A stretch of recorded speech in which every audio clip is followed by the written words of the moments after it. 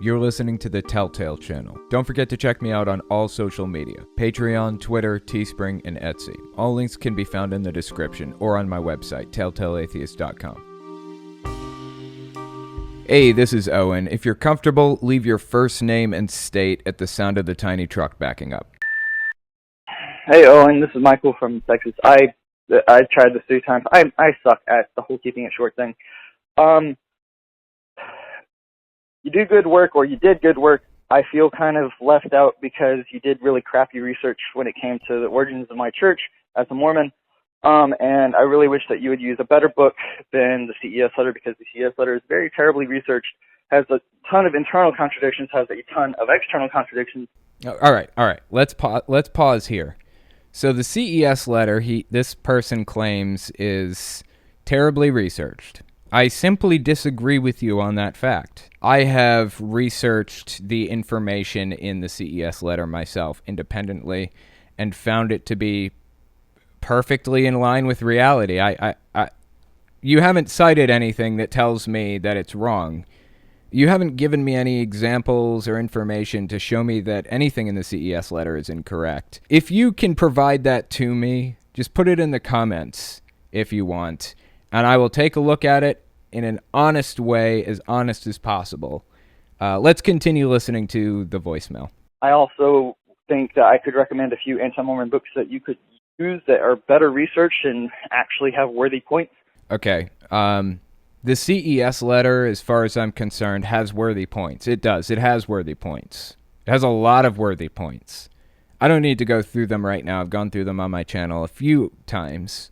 But the thing about this is, I read from the CES Letter debunk or whatever, like the church's response or Mormon apologists' response to the CES Letter, and nowhere through any of the CES Letter response did I find anybody saying this was poorly researched or this is fake or anything like that. They all came at it from a different angle. I'm just not seeing it. I'm just not on the same page with you on that point. Let's continue.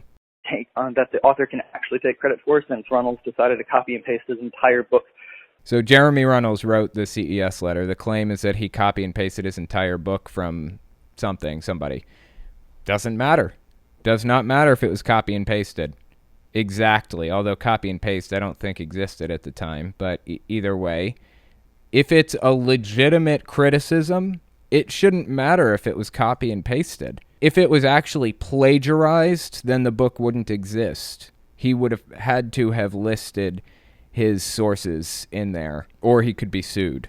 So I'm 99.9% sure it wasn't plagiarized. I've never heard the claim that it was plagiarized before. But using somebody else's argument is not a bad thing. I use the arguments of all kinds of atheists who came before me. I have read lots of books by Dawkins and Hitchens and Harris and everything, and I use arguments from them all the time. They're pretty common arguments among atheists, and a lot of these arguments are common among ex-Mormons too. So I have no issue with Jeremy Runnels having borrowed the arguments from other ex-Mormons, or borrowed arguments or questions from other people. Let's continue. And honestly, that can be that the author can actually take credit for, since Runnels decided to copy and paste his entire book from Reddit. Okay, the book is 114 pages long.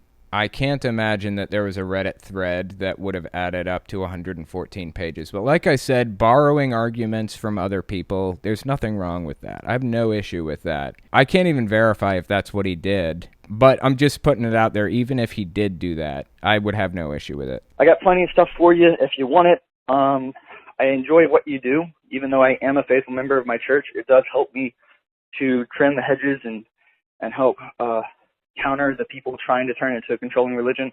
I think, honestly, you represent us as a cult, and that's only really true when we're on our mission. When we get off our mission, it's very much so a very free-thinking religion. So the point being made here is it's only a cult when you're on your mission. Once you get out of your mission, there aren't those like guardrails around you preventing you from whatever, right? Let me explain how behavior modification works. A long time ago, there was somebody named Pavlov. You probably know this story, but just in case there's somebody listening who doesn't, I'm going to tell the story anyways.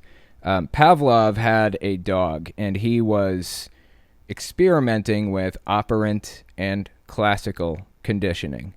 So what he did was he would ring a bell one day and immediately feed the dog after ringing the bell. Next day, ring the bell, feed the dog. Next day, ring the bell, feed the dog. Finally, one day he rang the bell but didn't feed the dog. And the dog started salivating. It was having a physical response. It was expecting food. Its body and its mind were expecting food for no reason. There was no food around anywhere. It was completely unconnected. So what happens when you're on a mission is they do that kind of thing. That's what a cult is. That's what they do. Behavior modification through a system of rewards and punishments. In the case of Pavlov and the dog, it was a reward system. So he'd ring the bell and he would give food as the reward.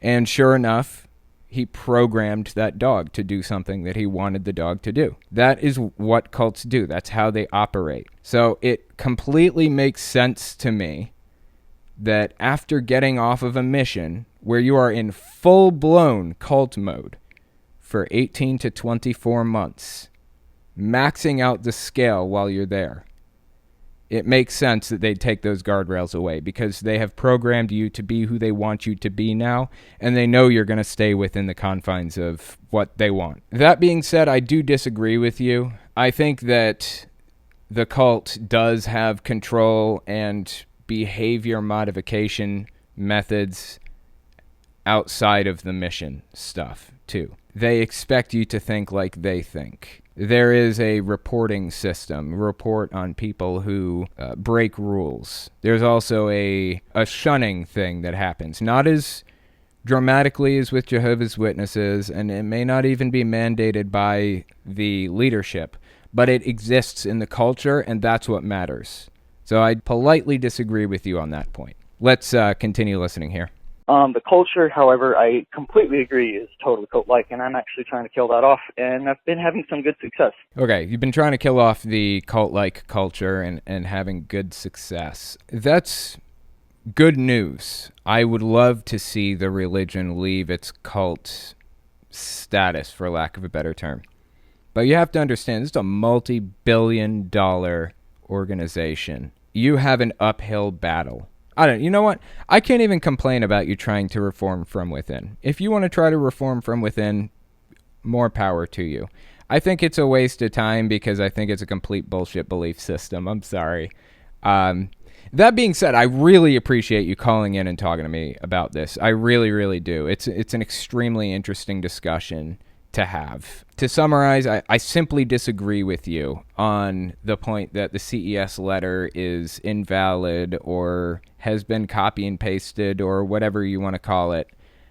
Just have disagreements with you on that. If you want to address some of the criticisms that I've had of your voicemail, then feel free to do that in the comments, and people can take a look through the comments, see if you leave a message down there. If you like what I do and you want to make sure I can continue to do it, you can support me in a few ways. First, you can support me on Patreon. That's probably the best way. But if you want to get something back for your support, you can check out my Teespring. I sell all kinds of shirts and stickers and stuff on there. Second, you can support me by checking out my Etsy store. I sell 3D printed stands for every system, from the original Nintendo to the Xbox One. And finally, if you want to support me in other ways, you can check me out on my other channels. I have the podcast channel, which is where I talk about whatever's on my mind. Politics, social issues, whatever. You can also find it everywhere podcasts can be found. Or you can check out the videos on my main channel where I focus on destructive cults. As it is with most channels these days, I rely on the support of viewers like you to keep my channel alive, so sharing my work is extremely helpful. Anyways, check me out in all those places if you haven't already. Thanks for listening, guys.